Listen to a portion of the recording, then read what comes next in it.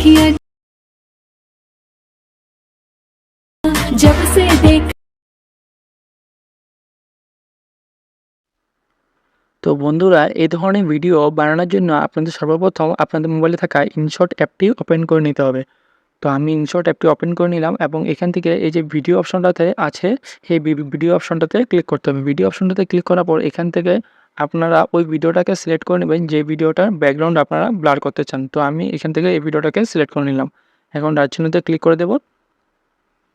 হ্যাঁ, ক্লিক করার পর এখন কি করতে হবে, এই নিচে যে ওয়াটারমার্কটা আছে এটাকে সরানোর জন্য এখানে ক্রস চিহ্নটাতে ক্লিক করলে একটা অ্যাড চলে আসবে। তো ওই অ্যাডটাকে আপনারা ফুল ওয়াচ করলে ওয়াটারমার্কটা অটোমেটিক্যালি সরে যাবে। তো আমি এখান থেকে ক্লিক করে ফ্রি রিমুভের মধ্যে ক্লিক করে দেব। তো বন্ধুরা, আমার ভিডিও থেকে ওয়াটারমার্কটা সরে গেছে। এখন কি করতে হবে, আপনারা ভিডিওটাকে আপনাদের মতো করে কতটুকু পর্যন্ত মানে আপনারা রাখতে চান আপনারা ঠিক করে নেবেন। তো আমি আপনাদের শুধু ডেমোর কারণে 15 সেকেন্ড পর্যন্ত রেখে দিলাম। এখন কি করতে হবে, এখানে একটু সাইডে স্ক্রল করে এই স্পিড অপশনটাতে ক্লিক করে এখান থেকে ডিলিট করে দিব। তো ডিলিট করে দেওয়ার পর এই ভিডিওটাকে 15 সেকেন্ডের হয়ে গেল। তো এখন শুরুতে চলে আসলাম। শুরুতে চলে আসার পর এখান থেকে যে আপনার যে ইফেক্ট অপশনটা আছে, এই ইফেক্ট অপশনটাতে ক্লিক করতে হবে। ইফেক্ট অপশনটাতে ক্লিক করার পর আবারও ইফেক্টের মধ্যে ক্লিক করে এখান থেকে একটু সাইডে স্ক্রল করার পর স্টাইল বলে একটা অপশন আছে, এখানে ক্লিক করতে হবে। স্টাইল অপশনটাতে ক্লিক করার পর এখন আপনাদের সামনে এই যে একটু রাইট সাইডে স্ক্রল করলে ব্লার বলে একটা অপশন আছে, ব্লার অপশনটাতে ক্লিক করতে হবে। হ্যাঁ, এখন কি করতে হবে, এখান থেকে রাইট চিহ্নতে ক্লিক করতে হবে। এখন এটাকে ধরে একদম টেনে আপনারা একদম আপনাদের ভিডিওর শেষ অংশ পর্যন্ত টেনে নিয়ে আসবেন। হ্যাঁ, এখন কি করতে হবে, শুরুতে চলে আসতে হবে এবং এখান থেকে রাইট চিহ্নতে ক্লিক করে দিতে হবে।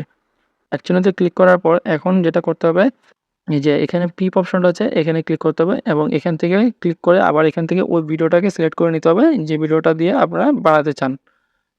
তো এখান থেকে সিলেক্ট করে নিলাম।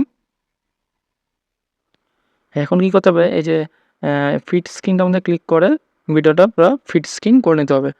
এখন যেটা করতে হবে, এখন এই ভিডিওর লেয়ারটার মধ্যে ক্লিক করতে হবে। ভিডিওর লেয়ারটার মধ্যে ক্লিক করার পর একটু ডাইন সাইডে স্ক্রল করার পর এখানে কাট আউট বলে একটা অপশন আছে, এই কাট আউট অপশনটাতে ক্লিক করতে হবে। এখন নিচে যে কাট আউট বলে আবারও লেখা আছে, এই কাট আউটের মধ্যে ক্লিক করতে হবে। কাট আউটের মধ্যে ক্লিক করার পর আপনাদের সামনে কিছুটা প্রসেসিং হবে, তারপর ভিডিওটা আমার কমপ্লিট হয়ে যাবে। আমরা এখান থেকে কাট আউট করে নিলাম। এখন রাইট চিহ্নতে ক্লিক করে নিব। ক্লিক করার পর আবারও রাইট চিহ্নতে ক্লিক করে নেব। হ্যাঁ, এখন ভিডিওটা প্লে করে দেখছি কেমন হয়েছে ভিডিওটা।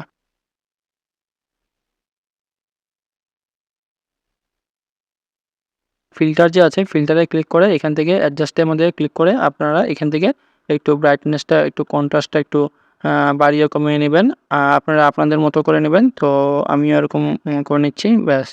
এখন রাইট চিহ্নতে ক্লিক করে এখন কি করতে হবে, এখন ভিডিওটা এক্সপোর্ট করতে হবে। ভিডিওটা এক্সপোর্ট করার জন্য যে উপরে এক্সপোর্ট অপশনটা আছে এখানে ক্লিক করে এক্সপোর্টের মধ্যে ক্লিক করে দিলে ভিডিওটা অটোমেটিকলি এক্সপোর্ট হয়ে যাবে।